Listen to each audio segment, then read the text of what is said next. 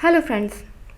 Today we will discuss about theory of primary mental ability by Louis Thurston.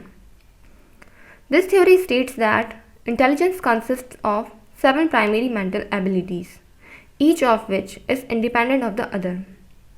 तो इस theory के according 7 primary और main mental abilities होती हैं जो कि एक दूसरे से बिल्कुल अलग होती हैं।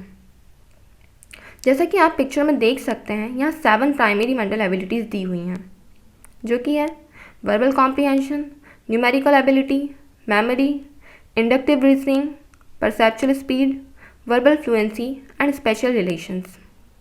तो ये जो 7 मेंटल एबिलिटीज़ दी हैं ये एक दूसरे से बिल्कुल अलग हैं और इनका अपना अलग फंक्शन होता है।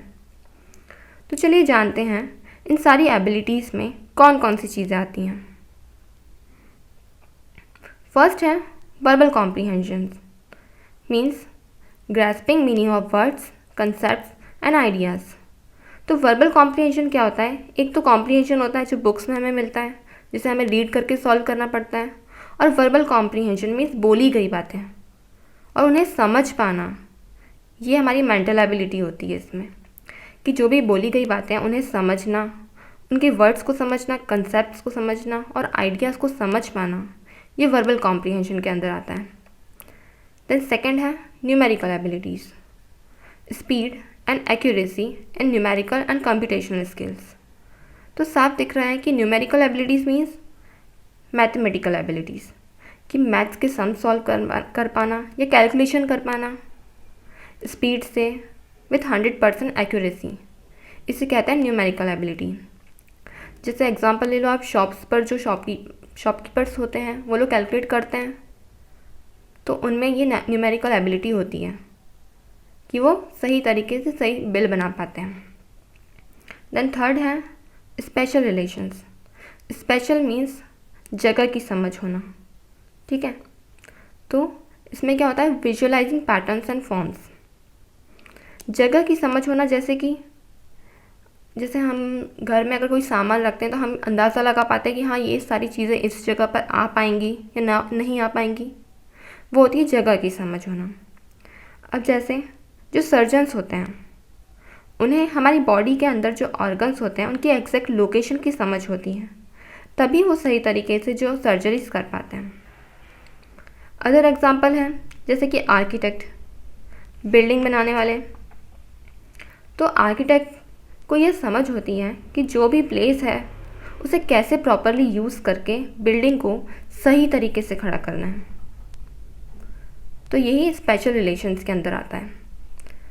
देन फोर्थ है perceptual speed, speed in perceiving details.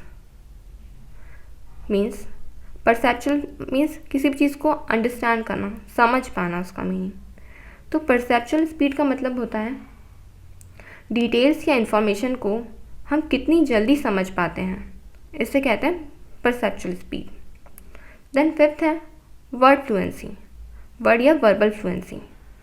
So using word fluently and flexibly.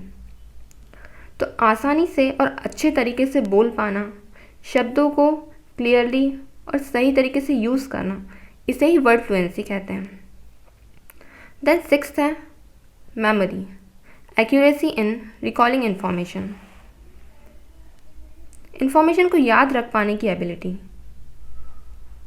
जैसे कि हम किसी भी इन्फॉर्मेशन को कितने समय तक और कितनी सही तरीके से याद कर पाते हैं।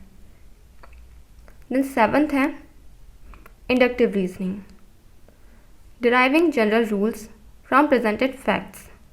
अब इंडक्टिव रीजनिंग का मतलब ये होता है कि कंडीशंस को देख के एग्जैक्ट चीज़ का पता कर पाना, जो भी फैक्ट्स दिए हैं उनके बेसिस पर उसका रूल फाइंड कर लेना, या ये कह सकते हैं कि लॉजिक यूज़ करना।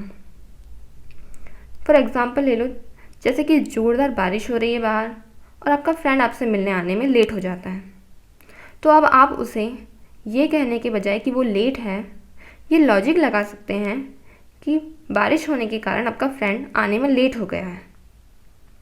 तो इसे कहते हैं इंडक्टिव रीजनिंग, जहाँ हम अपना लॉजिक यूज़ करते हैं। So this is all for today. Hope you understood the theory. Please like and subscribe my channel for new updates. Thanks for watching.